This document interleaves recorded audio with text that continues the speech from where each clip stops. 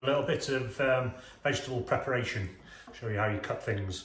Ideally, when you're cutting vegetables, it's a good idea to put a folded up dishcloth or a tablecloth or any sort of cloth underneath. Just saves the board rocking about too much, especially when you cut big things like swede or potatoes or that sort of thing.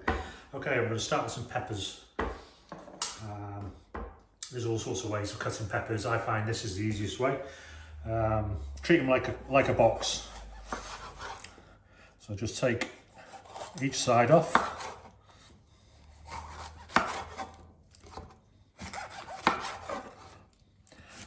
And there you've got the waste in there, get rid of those seeds. Now you can leave the white stuff on, but in a restaurant we tend to cut those off more for appearance than anything. It doesn't affect the taste. If you're cutting a chilli, the hottest bit in a chilli is the seeds and the little white bit, which I've just cut off. So if you want your chilies a little bit milder, say you're cutting a fresh chilli, get rid of those and it won't be as spicy. Okay, so we've got these. Always cut the pepper from the inside out, because the shiny side, it's harder to cut. The knife will slip. You're in danger of cutting yourself. So I'm first going to cut it into some strips. Now, if you were making a stir fry or a curry or something like that, you could just leave them like that. But I'm going to dice all of these. So I'm not going to use them all because there's quite a lot of pepper there.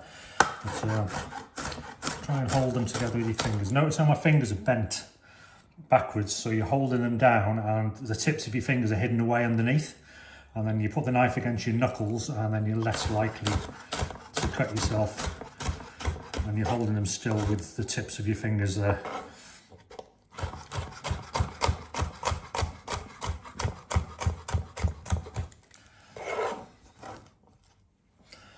I'll put those in there. Now that's your average shape of a pepper. Sometimes you get these types of peppers, the long ones. They're slightly different. How are you going to prepare those? So I'll take the top off. And then I'm just going to split it lengthways. And then I'll take the seeds and the white bit off the inside. Now it's in one go. Just give them a bit of a tap to get rid of the rest of the seeds.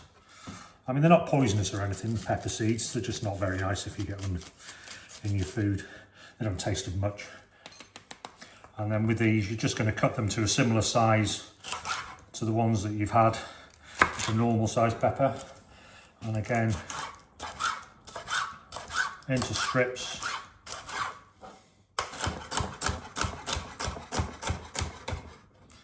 Don't try and do it as fast as I do. And there's a lot of chefs who cut things a lot faster than I do. I've got the scars to prove it. But like I say, there's your stir fry.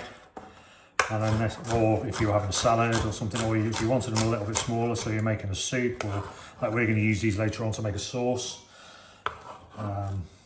then just finally dice them like that. Alright, so I'll just leave those to one side for a minute. And then the next one I'm going to do is celery. Celery, easy enough you think. It's, let me show you a little trick of something you could do to help your children eat veg, or your grandchildren or whatever, for Halloween especially. Make yourself some vampire teeth. No. You never know, it might make the kids eat more veg. Okay.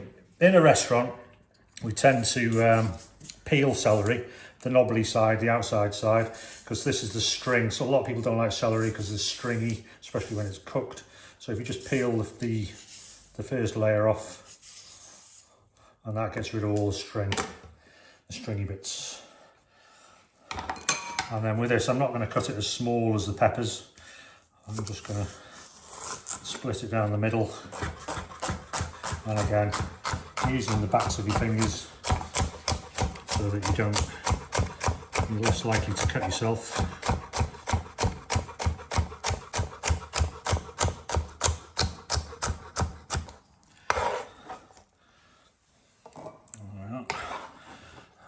This is celery. And then the next one, an onion. Okay, I've left the skin on because I'm only going to use it in 2 halves. So I'm going to take the top end off, the pointy end, and then this bit at the end where the roots are, I'm not going to cut all the way through it. I'm going to leave some of it on because then that holds the onion together when you come to actually chop it. Okay, so I'm going to use the flat side. It always makes it safer if it doesn't wobble about so much. And then cut straight down the middle. It's just easier to peel an onion this way. If you leave the skin on before you cut it, and then the skin you can just peel off. Sometimes you'll find the next layer of the onion's a little bit tough as well. This one's fine, but sometimes you find the second. Don't always think that it's just the skin that needs to come off. Maybe the next layer needs to come off as well, because that can be a bit tough when it gets cooked. But these two are fine. All right, so the first half, I'm going to show you how to do just sliced onions rather than cutting it this way. This is how we do it in a restaurant, so they look a little bit better. But these are great for stir fry. Just cut the end off on an angle.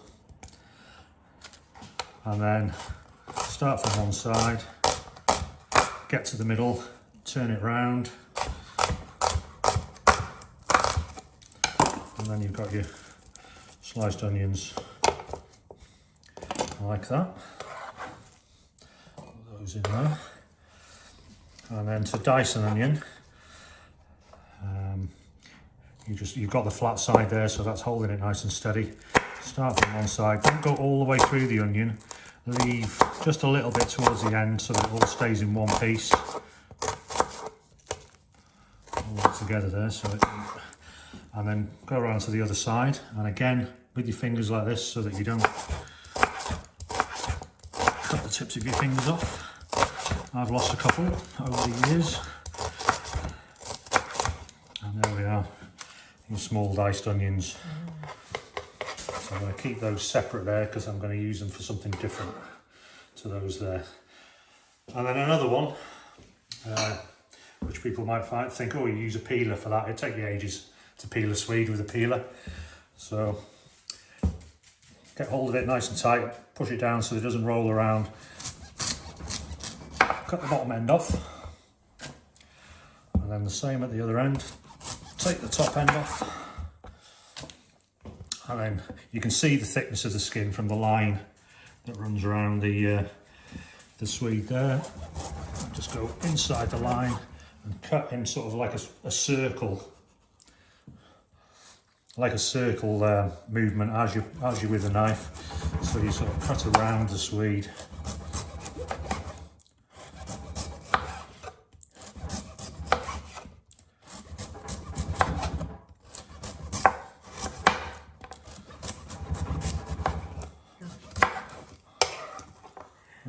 And there we are, a peeled Swede.